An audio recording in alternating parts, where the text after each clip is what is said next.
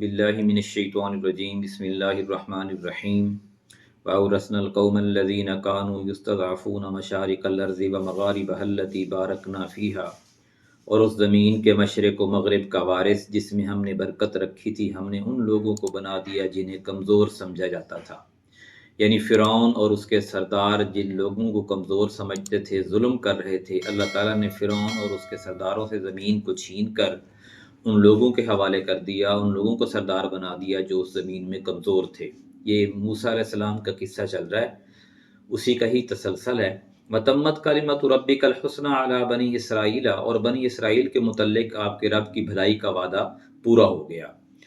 بِمَا صَبَرُوا، کیونکہ انہوں نے صبر سے کام لیا۔ بنی اسرائیل جب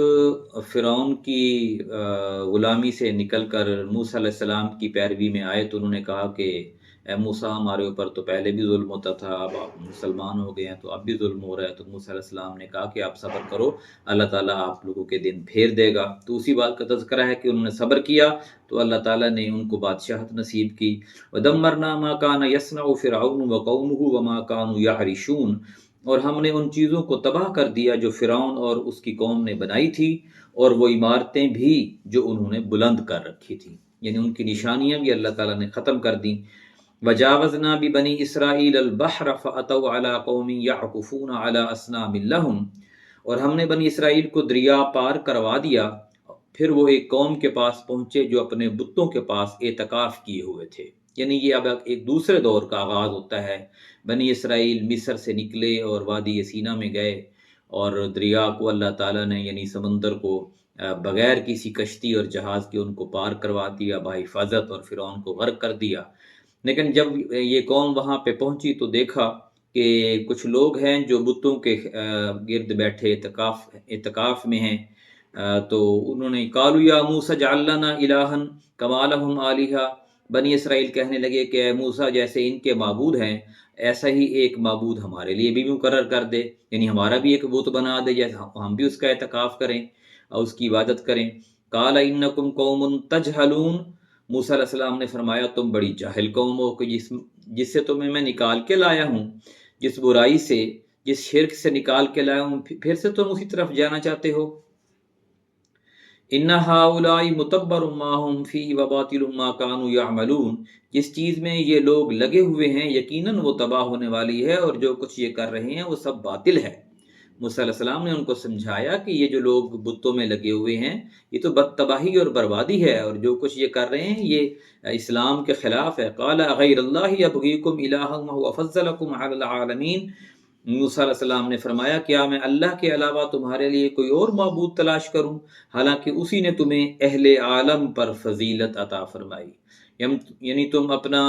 ماضی دیکھو، تمہارا کیا حال تھا، تم مظلوم تھے، تم موسیٰ اور تم فرعون اور اس کے سرداروں کے غلام تھے، موسیٰ علیہ السلام نے نجات دلائی تمہیں، تو اللہ تعالیٰ نے فضل کیا تو تمام عالم پر فضیلت عطا کی، اور پھر تم وہی حرکتیں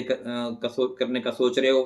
وَإِذْ أَنْجَيْنَاكُمْ مِنْ آلِ فِرْعَوْنَ يَسُومُونَكُمْ سُوءَ الْعَذَابِ، اور اس وقت کو یاد کرو جب ہم نے تمہیں آل فرعون سے نجات دلائی، وہ تمہیں بدترین عذاب میں مبتلا رکھتے تھے۔ یقتلون ابناءکم، تمہارے بیٹوں کو قتل کر دیتے تھے، ویستحیون نساءکم، اور تمہاری عورتوں کو زندہ رکھتے تھے۔ وفی ذالکم بلاء من ربکم عظیم، اور اس میں تمہارے رب کی طرف سے بڑا احسان ہے۔ یعنی وہ پچھلی بات کہ جب موسیٰ علیہ السلام نے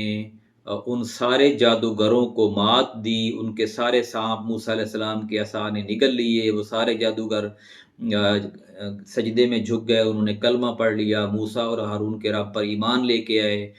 تو فرعون اور اس کے سرداروں نے کہا کہ میں تمہارے ہاتھ اور پاؤں مخالف سمتوں میں کاٹ دوں گا، تمہارے نوجوان سارے مار دوں گا، بس عورتوں کو زندہ رہنے دوں گا۔ تو اللہ تعالیٰ نے اس سارے فرعون کی جو دھمکیاں اور عذاب تھا اس سے نجات دلوائی، اور اس قوم کو بحفاظت سمندر پار کروا کے ادھر لا کے بسایا۔ تو یہ احسانات تھے اللہ کے جو بنی اسرائیل پر تھے، لیکن بنی اسرائیل پھر بھی کوئی موقع ہاتھ سے نہ جانے دیتے، اور جب بھی کوئی برائی ہوتے دیکھتے تو اس کی طرف جو ہے وہ ارادہ کر لیتے یا کرنے کی کوشش کرتے۔ اللہ تعالیٰ سے دعا ہے کہ ہمیں قرآن پاک کو صحیح معنوں میں سمجھنے اور عمل کرنے کی توفیق عطا فرمائے۔ آج کی جو آیات ہیں وہ سورہ اعراف کی 137 سے لے کر 141 تک ہے۔